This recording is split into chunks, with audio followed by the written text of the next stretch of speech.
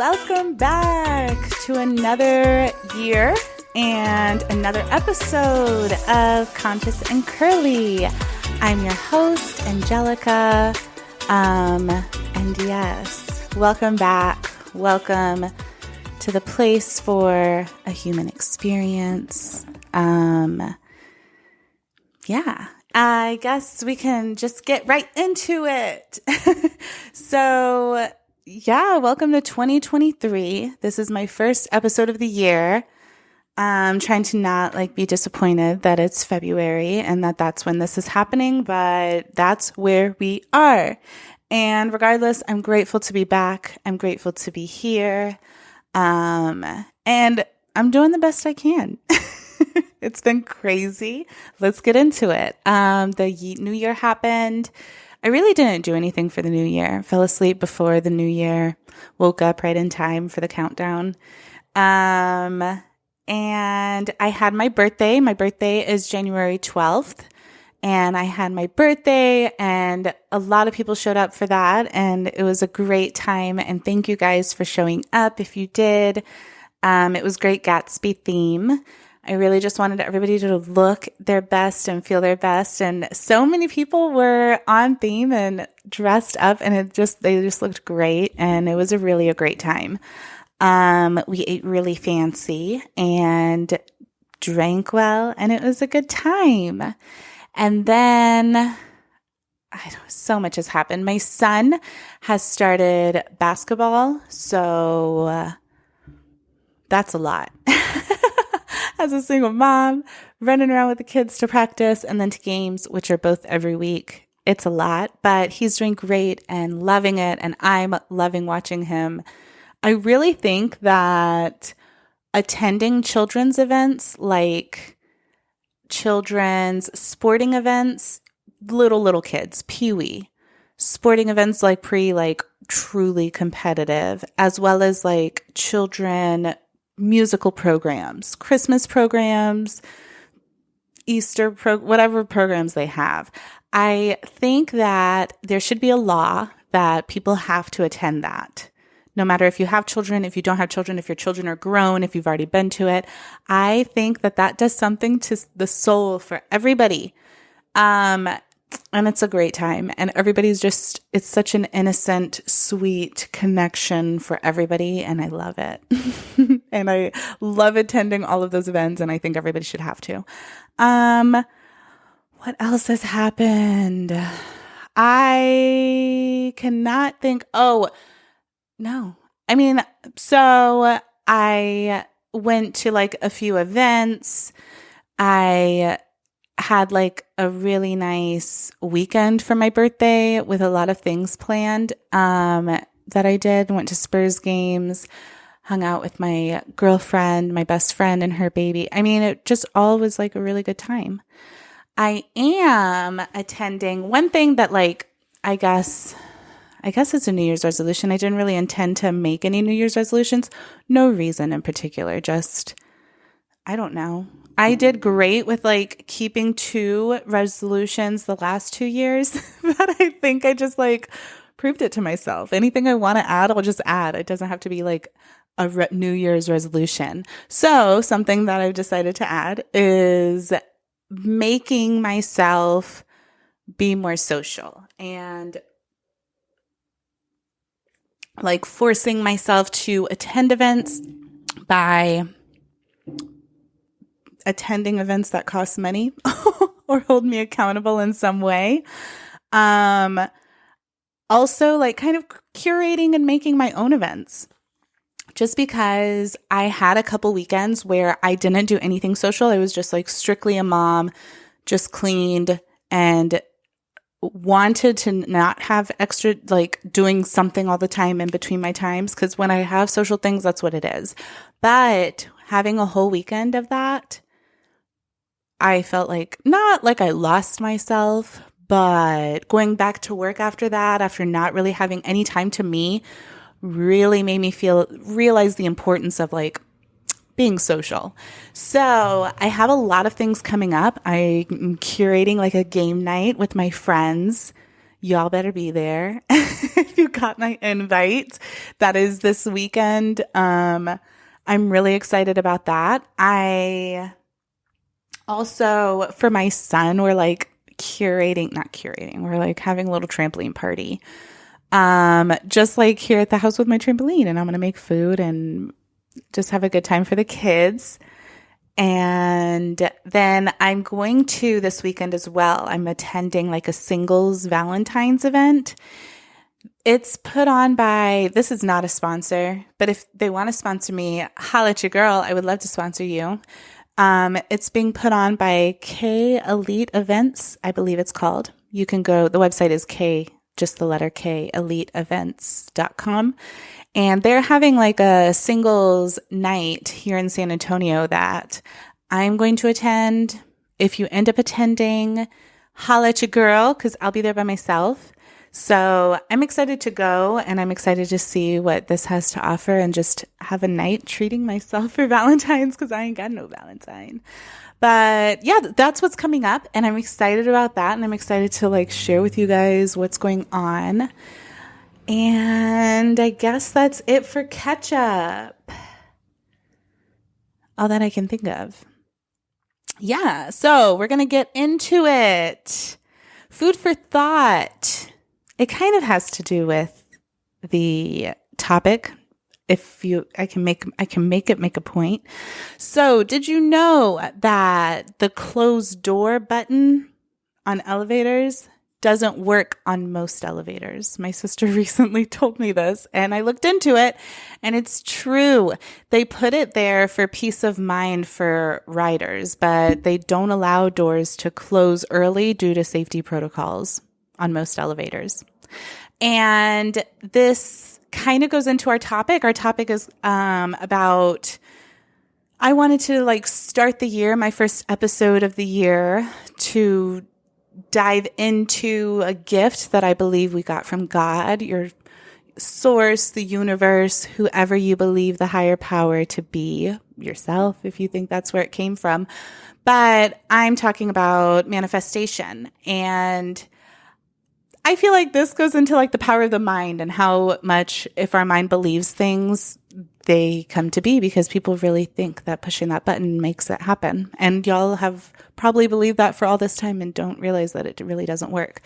Anyway, so going into manifestation, I kind of just wanted to use this episode and this time as a reminder to you of your power, and to remind you of how often we use our power. So everything in this universe is like constantly working to give us what we desire. That is the law of attraction.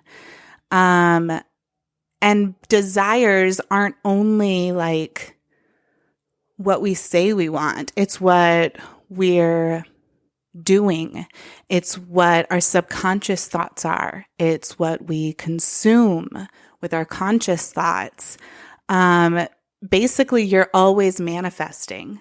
And I wanted to remind you of that, because we all get lost in the sauce of the world and social media and comparing ourselves and just getting down and getting into an ugly, negative space. And I want to remind you that being in that space will continue to give you what you're saying you want, which is that space. So you have to work on not being in that space. I see many people like frustrated with what they attract, as far, myself included, as far as like what they attract with people or situations or circumstances. But the first thing we really need to look at is like, what is it that we're desiring, and showing that we desire. Even if we don't truly desire it, what are we putting out there that we desire? What are we watching? What are we listening to? What are we taking in? We get really lost in like celebrity gossip. And if you really look at how much and how deep people get into other people's lives, not even celebrity gossip, your coworkers gossip, or your friend who's making horrible decisions that you don't agree with, and you're just talking shit about them instead of confronting them or truly not judging them and holding space for them to be on their journey. But either way, take time to really sit back and look at how much time you're spending analyzing those things instead of analyzing yourself or all of the good that's happened or the things that you want to happen, and trying to be and reflect those things instead of just getting lost in that world of comparison and negativity and just, shallowness.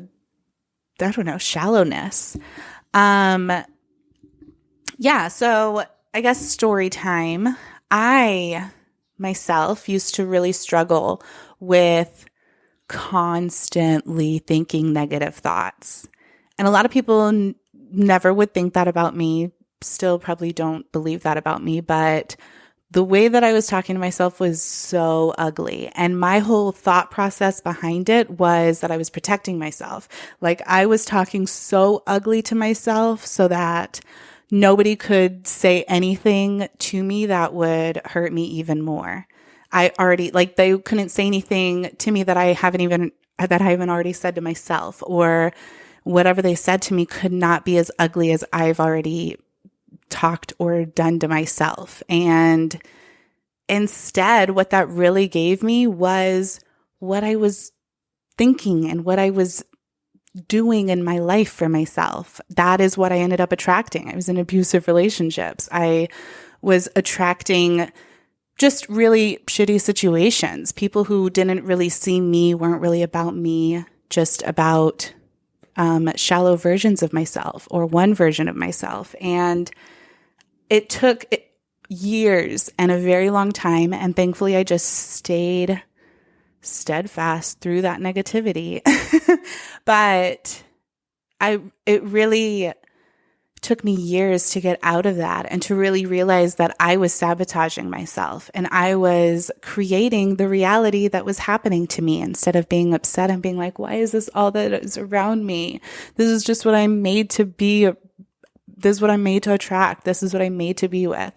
And I really had to get out of that and realize what the part I was playing in that, and realize that manifestation is constantly happening and we're constantly manifesting. And once you truly use that to your benefit and to your advantage and start manifesting good and only holding space for gratitude and speaking about good things, so much good will happen. We have such a scarcity mentality and such a limit to what we put ourselves to. Even me, I'm really realizing, oh, that's a little catch-up thing I can talk about. I started therapy.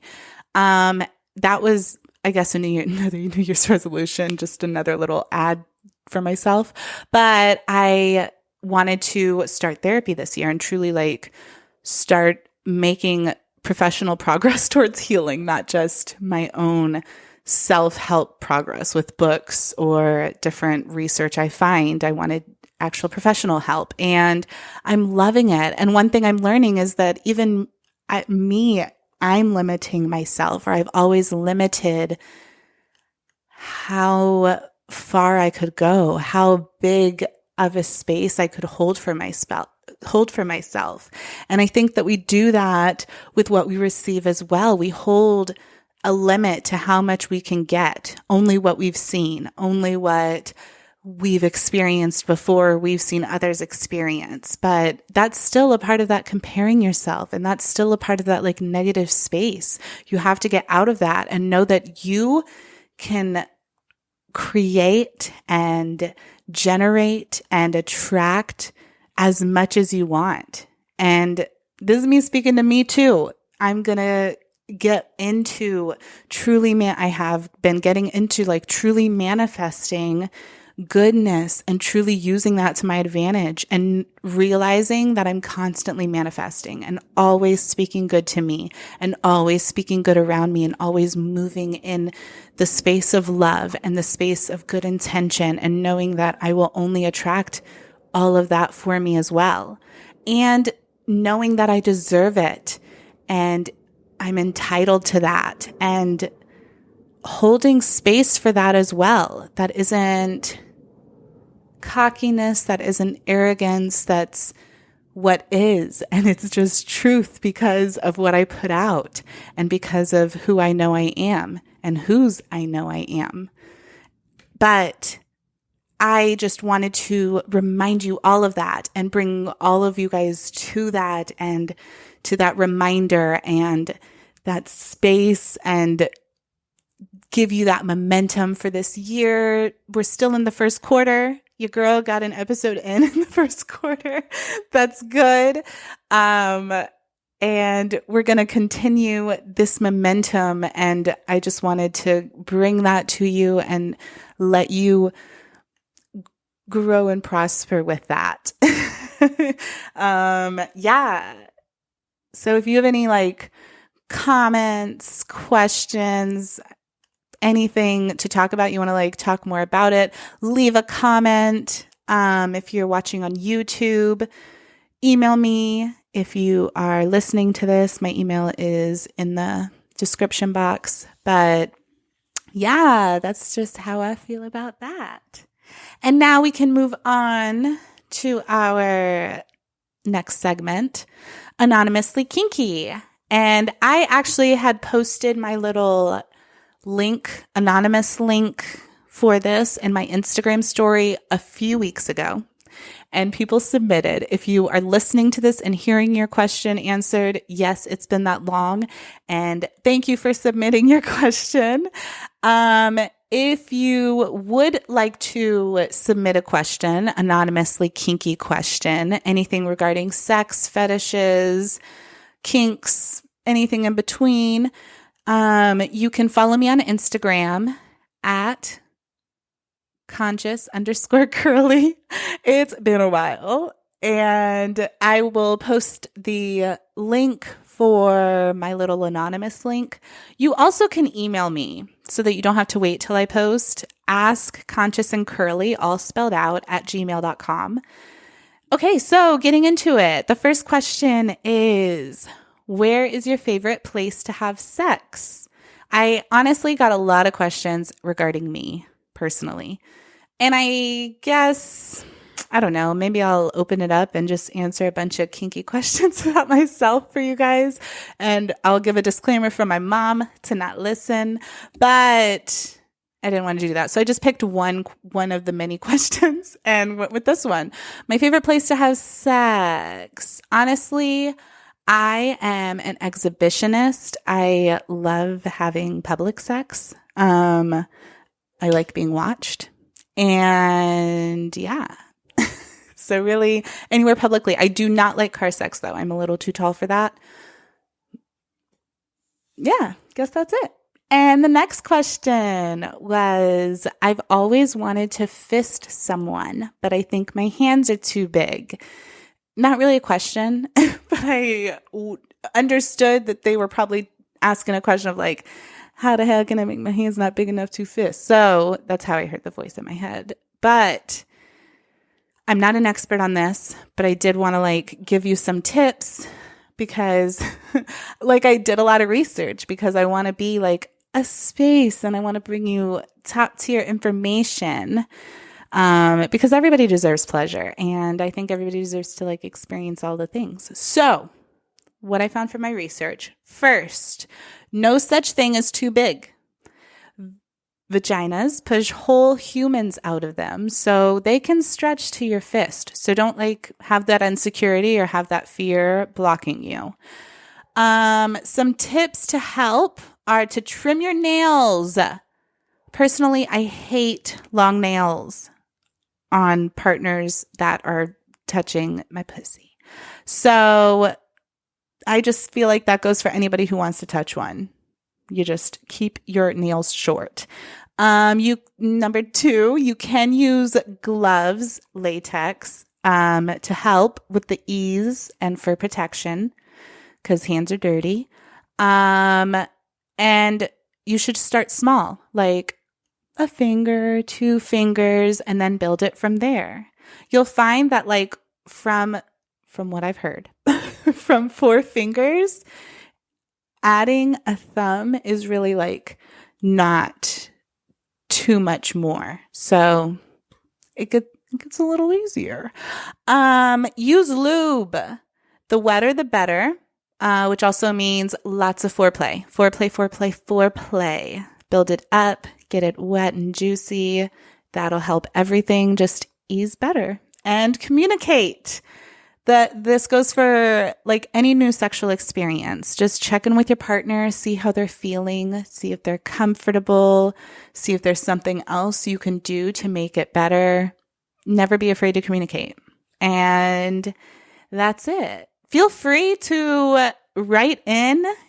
Let me know how that goes if you want to share with all of us how, if any of my tips and tricks worked, I would love to know. And yeah, that goes for anybody who's interested in fisting. I hope that helps.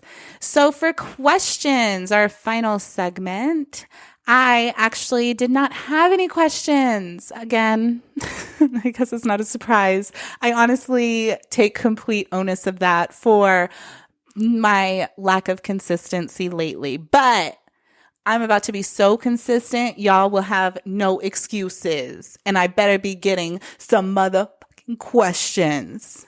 Anyway, if you have any questions regarding life, love, anything in between, feel free to email me, askconsciousandcurly@gmail.com. You can email me there for anything you have about the show, feedback, comments about the episode, any sponsorship. Go ahead, put it there in that email. And until then, that concludes another episode of Conscious and Curly, a place for the human experience. I hope you guys enjoy. Feel free to leave me a review on Apple Review. Leave me a comment on YouTube. Let me know you're watching. I appreciate you guys. And until next time, peace.